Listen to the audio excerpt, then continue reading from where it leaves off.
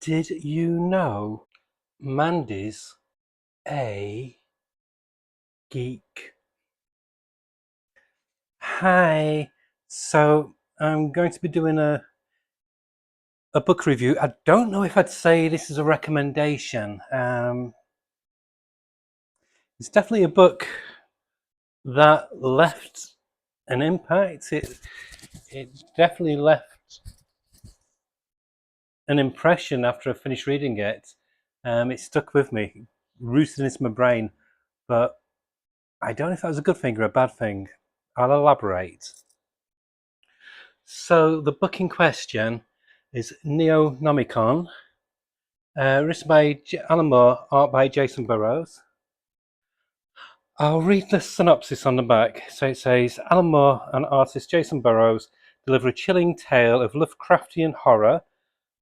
Breers and Lamper, two young and cocky FBI agents, investigate a fresh series of ritual murders, somehow tied to the final undercover assignments of Aldo Sachs, once the golden boy of the Bureau, now a convicted killer and inmate of a maximum security prison. From their interrogation of Sachs, where he spoke exclusively in human tongues, to a related drug raid on a seedy rock club rife with arcane symbols and otherworldly lyrics, they suspect that they are on the trail of something awful, but nothing can prepare them for the creeping insanity and unspeakable terrors they will face in the small harbour town of Innsmouth.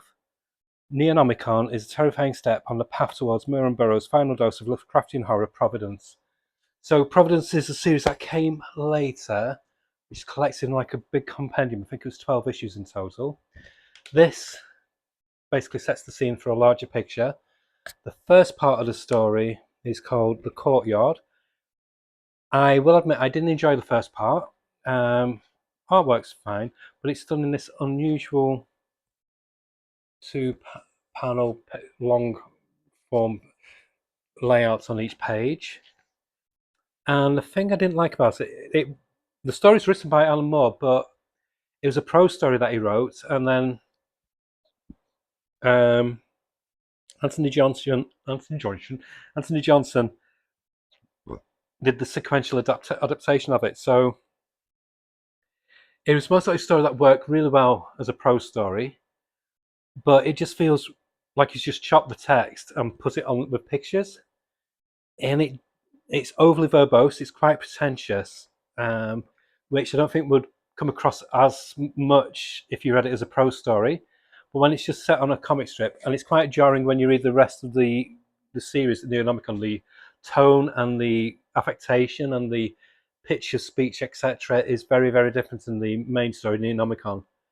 But they have to provide because this basically gives you the background of the main antagonist, which is Aldo Sachs, who was an FBI profiler. Basic, put it bluntly, he's a racist, homophobic piece of shit. Um, and that's another thing that made me really not enjoy it, because the script writes as you're hearing it from his side of the story, and he's very proud of himself. Very smug. He's a smug bastard, a smug racist, homophobic bastard. Um, and it's hard to connect with the story when you find the main storyteller repellent, and the words that I use, the descriptions and the terminology what I uses for people are disgusting, and it just made me feel really queasy. I understand why he did it. It's a clever exercise of a story, but it wasn't enjoyable. It left an imprint. I can still remember a lot of it. And another thing, because of them adapting the just basically mainly putting the text down as it was in the short story, it's very flowery as well in the descriptions, which Alan Moore, he loves language. He loves using words. Why use one word over and over when you can use a similar word that has the same meaning but sounds different for the next sentence? Um, and so that kind of pulls you out as well, because it's meant to be this guy described being like the narrator of the story, and some of the words that you use, you just wouldn't use. You just wouldn't. It's words that you'd have to look up in a dictionary. It's not common words, even as he's meant to be quite a brilliant, intelligent man. No. So again, that pulls you out from the story. So the courtyard, like I said, it's a necessary story that needs to be included with the Neonomicon. But yeah, I didn't enjoy it. I did not enjoy it one bit. But like I said, it's necessary. In a way, I wish that it just had like a one page with maybe spot illustration explaining the story, and then you move on to Neonomicon. I can't show a lot of pictures because it's very, very out there. And so that sets the scene. So he basically is the antagonist, and then with Neonomicon, it features these two other FBI agents who are investigating mysterious goings on in Innsmouth, which of course is the town mentioned in a lot of H.P. Lovecraft's fiction. Now, Jacen Burrows' artwork, at first I didn't like it, but then it grew on me. He's like a very, very clean Steve Dillon. There's no shadows. There's hardly any shadows at all. There's not much line. It's very minimalist line work, but it grows on you, and it does work for the story. And again, I'm really struggling what I can show. So it's very jarring though, because when you jump to Neonomicon, it's Alan Moore writing the script, and it's the dialogue's good because it's Alan Moore and it feels natural. And for Alan Moore, it's not verbose. It's more just dialogue and not much explanation in boxes. Tom King could learn from Alan Moore, put it that way. And you instantly get to understand the characters. The one thing I do have a gripe with, Alan Moore's got a thing about sex. Sex is great, sex is wonderful, but he uses it as a tool, sometimes as a weapon in a story, or to make it part and parcel of a person's personality. So one of the FBI agents, she's been treated and seen as a psychiatrist because she's a sex addict, and the more degrading, the better. And I'm thinking, and it becomes clear why he does it for later on in the story, which I'll elaborate as much as I can because obviously it's YouTube, and this story is definitely for over 18s and say for over 21s only. It doesn't hide anything. So they're investigating this mystery. There's this guy selling drugs, and he wears like this veil on his face, and he speaks with a lisp. He was one of the characters in the courtyard as well. And apparently, this drug opens up a new language in your brain, which of course is the language of the elder gods from Lovecraftian. Is it Cthulhu, Chifulu, whatever, however you pronounce it? And so, so I understand why Alan Moore likes Lovecraft so much because it's playing with new language. Alan Moore loves playing with language. So when the drug starts taking effect on people when they're taking it, they start talking normally, and then suddenly words slip in that are this. Initially, they sound normal, and you think, "Hold on, that's not a proper word," and then it gets more and more garbled because it's the language of the elder gods of Cthulhu. Um, and so they investigate who's dealing that a lot, and they find out it's linked this secret club where there's it's just so weird where they where the members of the club it's also like a sex club. So they go to this shop that looks just like an occult bookshop, but then they sell sex. We go for it's like there's a shop in Manchester like this what sold comics on the front, and then they had like this 70s bead going down this door, and you walk through and there's a porn section. Of course, I never went in there. I was only a kid when I went in the shop. I'm gonna go in anyway, but big digression. I'm making myself blush now. So you go through this beaded curtain, and that's when they've got the sex shops that part. But it's not just normal sex toys, etc. It's all Cthulhu and occultic sex toys. So it's like the Isagoth vibrator and stuff like that. Oh, you goth, that's good, guys. Strap on stuff like that. It's like really, really bizarre. And so they manage to pose as a couple, and they get allowed to go into the club. They go, oh great, we're in, we're undercover, we're in. But they've got to strip naked, so they can't take the weapons in. And basically, everybody's making out in this club. And the female protagonist, the female FBI agent, which is this one here, who's undercover as a punk in this section. She has to wear glasses. When she's not got glasses on, she's worse than me. She's blind as a bat. So she's wearing contacts for doing this undercover bit. And so, no, you've got to take your contacts out because we like to have our orgies in this like underground public bath area. So she's okay, but she takes it out so she can't see. So the male FBI agent has to help her down into the water. And that's basically when the shit hits the fan. And it gets very, very weird. And again, the story, I had to finish it. I started reading it yesterday, I think it was. And I had to finish it because it did get its hooks into me, but I feel like my brain needs a wash now. It's soiled my brain. Again, I can't show you much. And there's other bits that happen before all this. There's a big chunk where they're chasing this guy who's dealing the drugs, the one with the veil.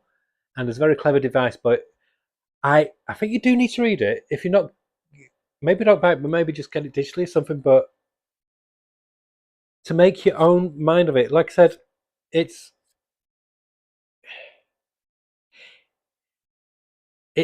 not badly written, but it's a shock to the system. It's horror, very much horror, but it's the sex as well, the sex and the horror. And Alan Moore's got this. There's been discussions on this before. Alan Moore's got this trope where he relies on a lot of ape with an R at the beginning, because I don't know if you can say that word on YouTube. And it's the main plot device in a good chunk of this story because they are basically keeping in this water behind a chain fence one of the beasts, one of the elder god beasts from Cthulhu. And do correct me if I'm saying that wrong. And it's, oh god, what kind of show? I can't show much. Let's just. And basically the orgy is designed for him.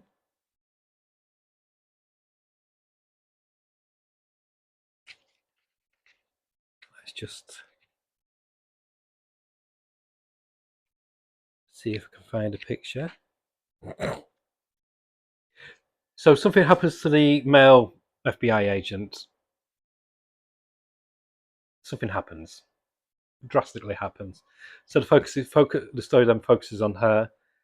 And they, like I said, they get exposed. The cult, the sex cult, they knew straight away that they were undercover. So they basically throw her to the clutches of this Dagon beast or whatever, the Lovecraftian beast. And it's this character here. I really can't show you much because it's a lot. And this is where the ape with an R at the beginning comes into play, and it says that she's locked up with this beast for about, I think it's a number of days, about 3 days, something like that. And they lock it and keep her as his slave to do with as he will. And so it happens a lot. It happens about 8 or 9 times. And then to stop, she tells him to stop. She's had enough because it hurts, and she does something else instead, and it shows it. And what happens when you do that?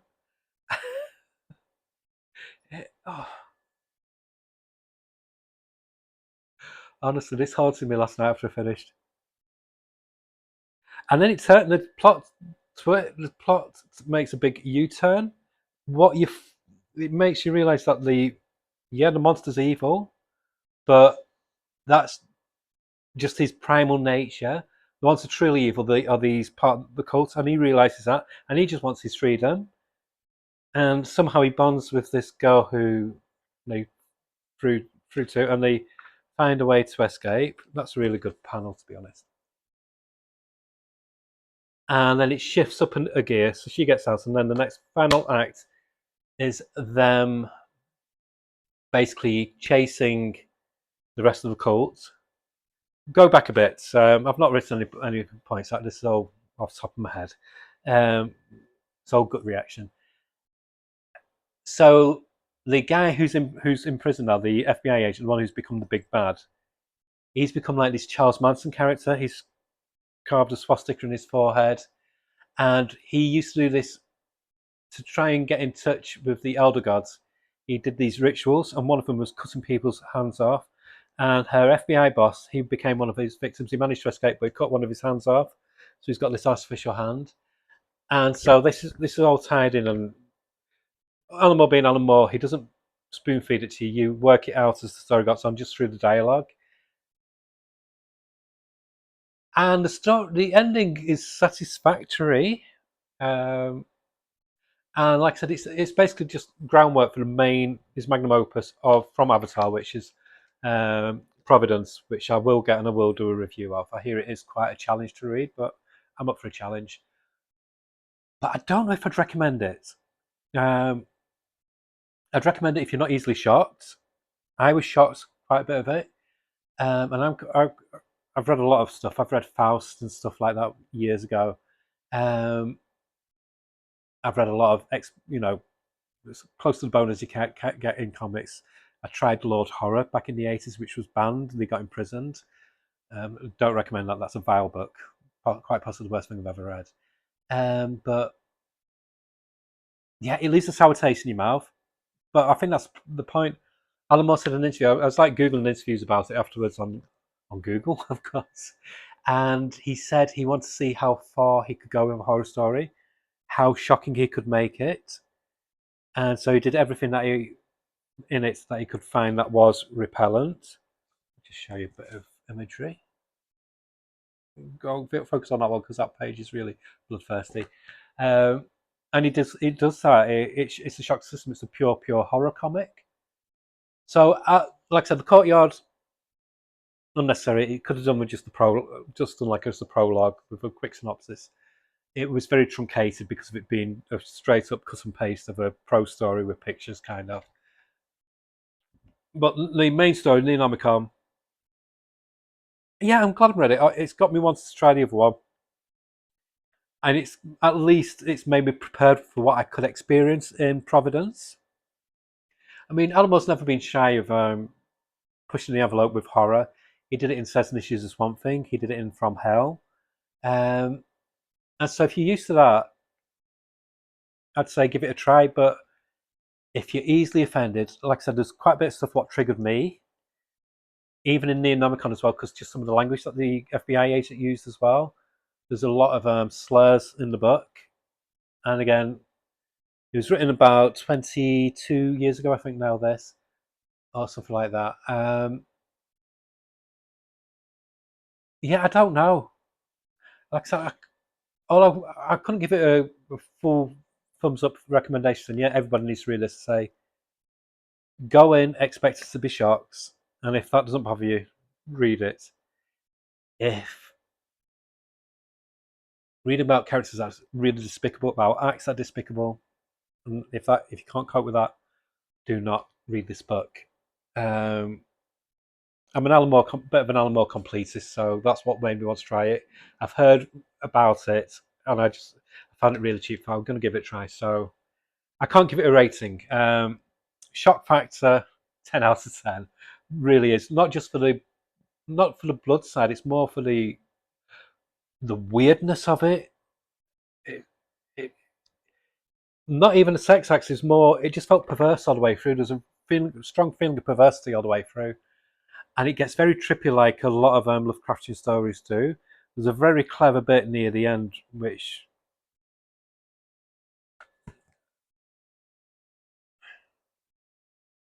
it became very hallucinatory, and yeah, very cosmic horror. So yeah, it's quite an easy read, to be honest, as long as you've got a strong stomach. But yeah, that's all I can say. It's an experience. I've experienced Neonomicon, so if you feel like you're up for the challenge, buy it. But like I said, if something that's as far away from standard mainstream comics can be, including all the grisly bits that can go with that, and if that's not something you could cope with, avoid like the plague. Okay, bye.